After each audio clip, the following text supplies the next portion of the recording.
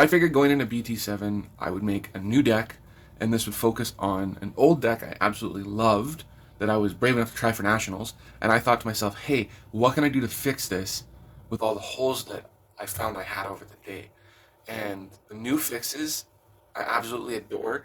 This deck can absolutely get a Dark Dramon by second, third turn, depending on how I'm playing, and if I'm willing to let them have Dark Dramon on their turn without me attacking. This is my new D-Brigade deck. It's fun. Let's go right into it. I run the standard 4 Pokemons. On deletion, I can check the top card of my deck. If it's black and it's a Digimon, goes to my hand. If not, bottom of the deck.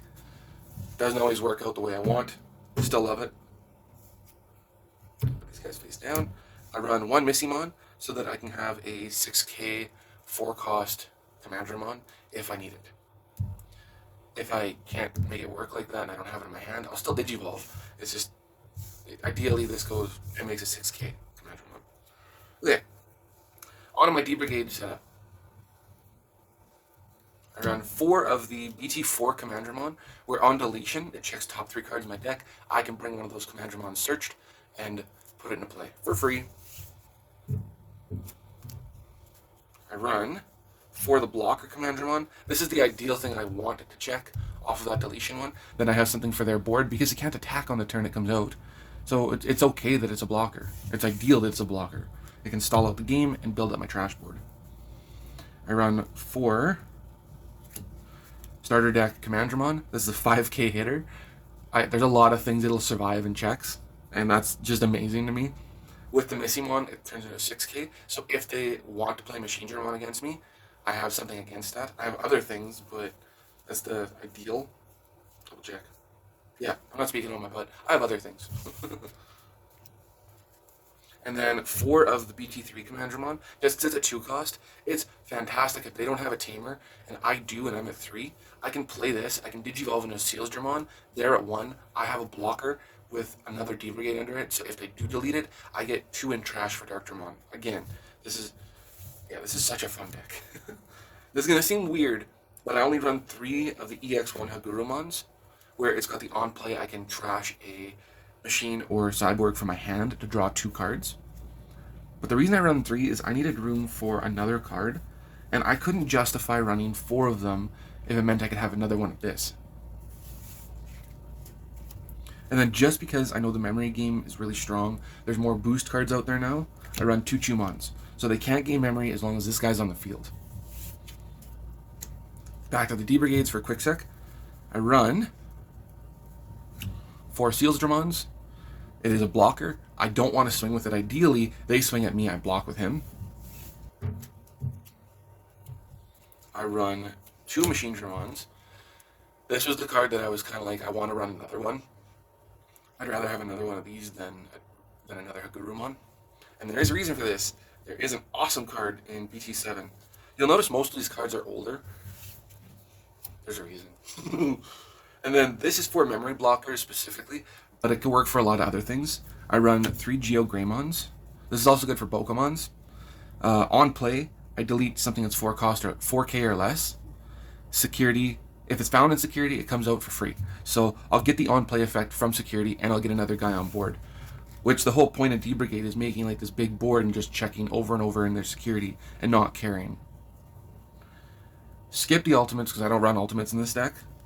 4 Dark Dramons. It's got Rush. It puts 5 D-Brigades on top of my deck to gain me 10 memory, so it would only be a 3 cost to hard play. The only thing that stops this from going off the way it should is memory blockers, which is what those other cards are for, is for getting rid of those memory blockers, because they're a pain in my butt.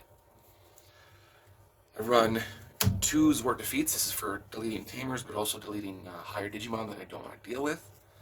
I would like to run 3, but I don't want to. The only card I can think of to cut is one of my Tamers. I don't want to cut it. I like the idea of having possibly a high amount of memory on my turn. I'm going to do this in reverse this time. I run 2 Izzies. So this will send me to 3. Its on-play effect is I can look at the top 3 cards of my deck. If they're all black, I gain a memory, and then I get to put them back in whatever order I want. If they're not, I still get that second effect. I just don't get the memory. So Izzy's fantastic, so I know what's coming up. Yeah, my opponent knows, but they have to prep for it. I don't. I just have to draw. This is the card that I might want to cut one of just for another defeat in my deck, and that is Izzy and Joe. So I'll get +2 memory if they have 2 or more Digimon. This is kind of, if my opponent doesn't want to give me memory, then they're kind of making themselves play the Yu-Gi-Oh! Dark Door game, where only 1 Digimon's on the field, 1 Digimon attacks. And then, if they delete one of my Digimon, I draw a card. I could draw potentially 3 cards off of 1 Digimon getting deleted, if I have all 3. And then I gain 6 memory on my turn, not including what Izzy does. So I could be up to 7 memory for doing no work, letting my opponent do all the work for me. Okay, now onto the option cards. There are no ultimate flares in this. If I have a sideboard, I will run ultimate flares, definitely. But I don't. At least not until they make it an official thing. I run 4 Iron Fisted Onslaught. It deletes their highest cost Digimon. All of them. So if there's a bunch of 12s on the board, a bunch of 12s are gone. If they try and do like a Rookie Rush setup and their highest are all 3s, all their 3s are gone with minimal effort. And they just need to check it in security and it goes off too. This is the only new card in this deck and it works so well. I will make a quick video after this showing you how great it is. 3 Pride Memory Boosts. So the effect, when I play it, for the top 3 cards in my deck, I can play a black Digimon with a cost of 4 or less. That is all D-Brigades, and that is also Hagurumon, and that's also Mechanorimon, because Mechanorimon is a 4 cost. And then, on a later turn, I could get rid of this to gain 2 memory. So I could go even higher to build myself up for a Darkdramon, just in case maybe I don't have enough Commandramons in my security or D-Brigades. Not security, trash. And the last 2 cards. It's going to seem weird because it targets myself. Jewel Schwarmer. If I have a 3 Musketeer, I can just play it. I don't have 3 Musketeers in this deck, I only run black cards. So, I delete all Digimon with a cost of 7 or less.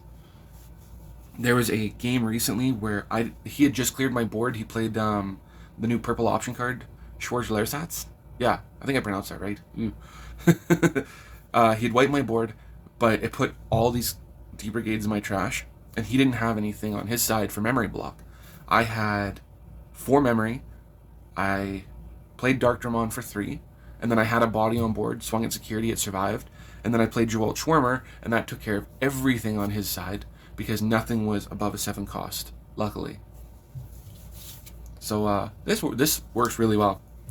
I might want to take it down to 1 over time, but for now I like it.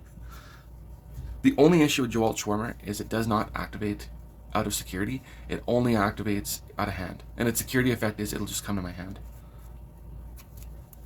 This was D-Brigade. This is going to be such a fun deck, this format. I don't know if there's any changes I want to make for BT8. We will see. But looking at the lists right now, the card lists right now, I don't see a black option or Digimon card that makes me go, ooh, I should add that. I was thinking maybe the new Black War Greymon. Just feels wrong. Anyways, tell me your thoughts. Appreciate you watching the video. And until next time.